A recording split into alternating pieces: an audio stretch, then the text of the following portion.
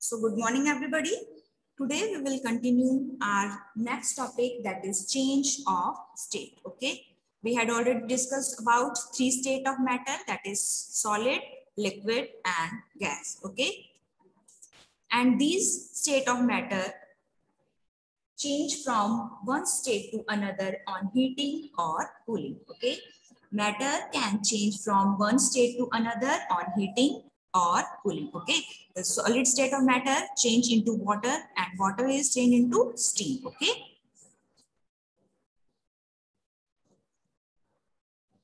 Matter can change from one state to another on heating or cooling. Okay, जो state of matter है उसको आप अगर heat करते हैं या cooling provide करवाते हैं तो one state to another change वो change हो सकते हैं. Okay, first we had discussed about melting. What is melting?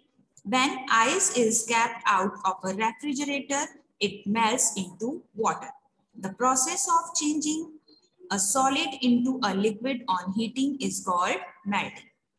When ice is kept in a warm place, the molecule of ice start vibrating faster and become free from the rigid form. They become loosely packed to form water. Clear? जो ice है, that is solid state of matter. Okay? जब भी आप ice को refrigerator से बाहर निकालेंगे तो वो मेल्ट होकर किसमें कन्वर्ट हो जाती है? वाटर में कन्वर्ट हो जाती है. ओके, तो जो सॉलिड से लिक्विड में चेंज होने का प्रोसेस है, that is called melting. Okay, ice को जब आप किसी वार्म प्लेस पर रखते हैं तो क्या होता है, आइस के जो मॉलिक्यूल्स हैं वो फास्टली वाइब्रेट होने लगते हैं. Okay, and rigid form means जो आइस है वो कैसी होती है, हार्ड होती है ना. तो उस हार्ड फॉर्म से जो मॉलिक्यूल्स हैं वो फ्री होकर लूजली पैक्ड फॉर्म में आ जाते हैं. ओके, एंड आइस से किसमें कन्वर्ट हो जाते हैं, वाटर में. क्लियर? एंड इस प्रोसेस को हम कहते हैं melting. Now next one is evaporation. When water is heated, it's changed into water vapor. The process of changing of a liquid into a gas on heating is called evaporation. Okay? इसी तरह जब आप water को heat करते हैं तो क्या होता है, वाटर वेपर में चेंज हो जाता है, कि स्टीम में चेंज हो जाता है. okay? तो इस प्रोसेस को हम क्या कहते हैं, evaporation कहते हैं. Clear? The molecules of water start vibrating faster on heating. They become free and escape into the air as gas. Molecules of a gas move much more freely. Okay, तो जो water के molecules हैं वो किस में convert हो जाते हैं, गैस में या स्टीम में कन्वर्ट हो जाते हैं. एंड जो वी ऑल नो कि जो गैस के मॉलिक्यूल्स हैं वो और ज्यादा फ्री होते हैं. ओके, तो वो एयर में मिक्स हो जाती है गैस. ओके, एंड जो इसके मॉलिक्यूल्स हैं गैस के वो और ज्यादा फ्रीली क्या करते हैं, मूवमेंट करते हैं. Clear? Now next is condensation. When the steam touches a cold surface, it's changed into water. The process of changing a gas into a liquid on cooling is called condensation. Clear? तो अभी हमने क्या discuss किया था evaporation में, कि जब हम वाटर को हीट करते हैं तो वो वाटर वेपर या फिर स्टीम में कन्वर्ट हो जाता है. क्लियर? एंड उसी स्टीम को अगर आप जो भी पॉट है जिसमें आप वाटर को बॉईल कर रहे हैं, ओके, उसी कंटेनर पे या पॉट पर अगर आप ऊपर से उसे लिड लगा देते हैं, ढक्कन लगा देते हैं, ओके, या फिर उस स्टीम को आप अगर कूल डाउन करते हैं, ओके, तो जैसे ही जो स्टीम है वो किसी कोल्ड सरफेस को टच करती है, ओके, कूल होती है स्टीम, तो वो अगेन किस में चेंज हो जाती है, वाटर में चेंज हो जाती है. ओके, एंड इसी प्रोसेस को हम क्या कहते हैं, condensation. When molecules of steam or water vapor touch a cold surface, their movement slow down. तो steam के जो molecules थे, water vapor के जो molecules थे, उनका जो movement है वो कैसा हो जाता है, slow down हो जाता है, and they become less free to move and form water. Okay, and वो जो freely move कर पा रहे थे water vapor या steam की form में, वो अब less move कर पाते हैं and किसमें convert हो जाते हैं, water में. Clear? Next one is freezing. When water is kept in a freezer, it's changed into ice. The process of changing a liquid into a solid on cooling is called freezing. Okay, तो आप जब water को freezer में रखते हैं तो वो किस में convert हो जाता है, ice में convert हो जाता है. Okay, liquid form जो है वो solid form में convert हो जाती है. Okay, and इस process को हम क्या कहते हैं, freezing.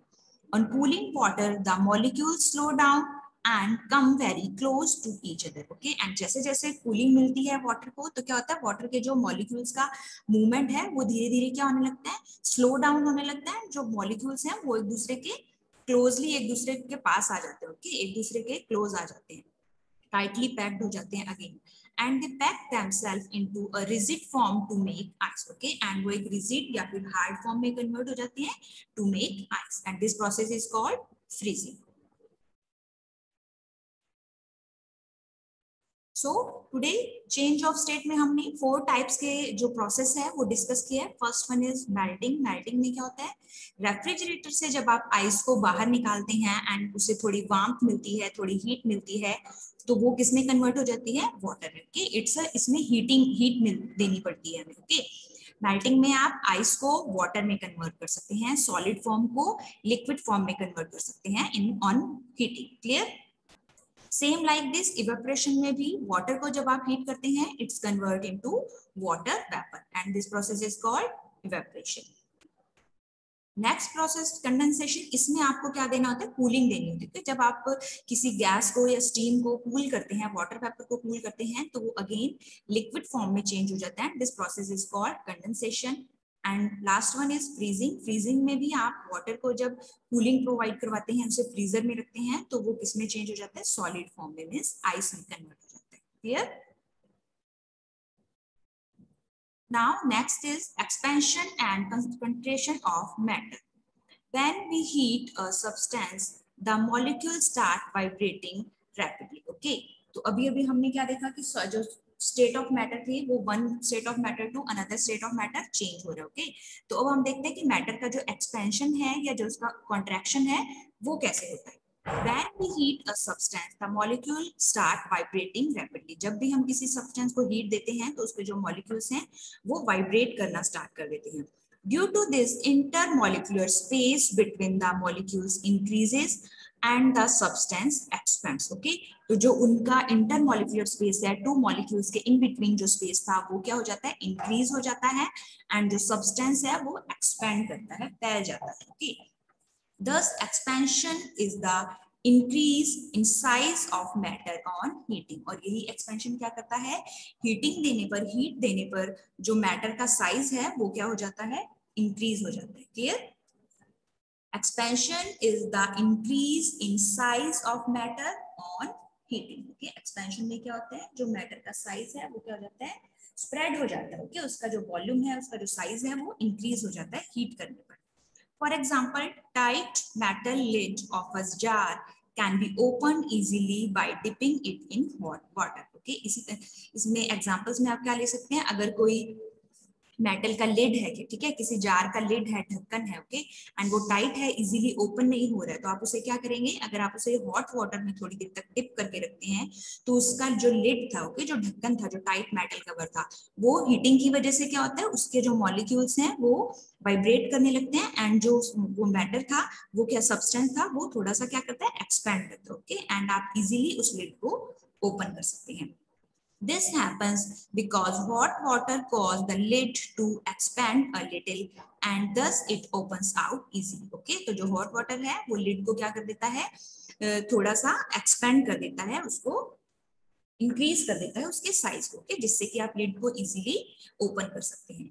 Similarly, electric wires between electric poles hang loose in summer season. Okay, इसी तरह से आपने देखा होगा समर सीजन में क्या होता है, जो इलेक्ट्रिक पोल होते हैं उनके बीच में इन बिटवीन जो वायर लगे होते हैं वो भी क्या हो जाते हैं, हैंग हो जाते हैं. ओके, लूज होकर क्या हो जाते हैं, हैंग हो जाते हैं, लटक जाते हैं. तो वो भी किसकी वजह से होता है, बिकॉज वो जो वायर में मेटल था वो सन की हीट की वजह से क्या होता है, एक्सपैंड हो जाता है. ओके, इसलिए वो वायर क्या हो जाते हैं, लूज होकर हैंग हो जाते हैं. Clear. Now, on the other hand, when we cool a substance, the movement of molecules slow down. इसी तरह अगर हम किसी substance को cooling provide करवाते हैं तो उसके जो molecules का movement है वो slow down हो जाता है. Due to this, intermolecular space between the molecule decreases and the substance contracts. Okay, and उनका जो intermolecular space है, molecules के in between जो space है वो कम हो जाता है, decrease हो जाता है, and जो substance है वो contract हो जाता है.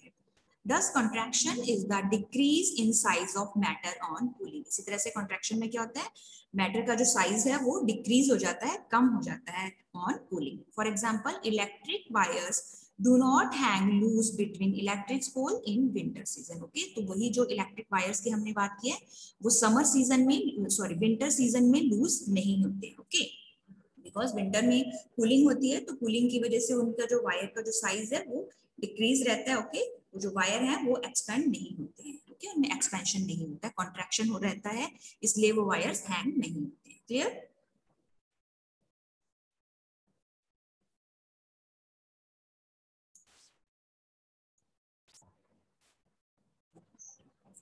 When we give heat, जब हम किसी भी सॉलिड को लाइक आइस को अगर हम हीट प्रोवाइड करा रहे हैं, ओके, ऑन हीटिंग जो आइस है वो चेंज होकर किसमें कन्वर्ट हो जाती है? वाटर में। एंड इस प्रोसेस को हम क्या कहते हैं?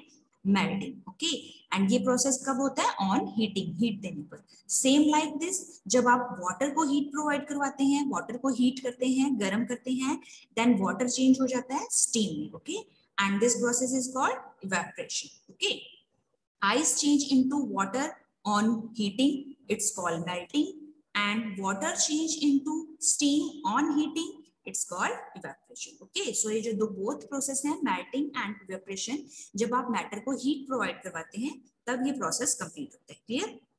एंड अगेन इसी का रिवर्स प्रोसेस होगा जब आप गैस या स्टीम को कूलिंग प्रोवाइड करवाते हैं, कोई कूल सरफेस प्रोवाइड करवाते हैं, then gas change into liquid, and this process is called condensation.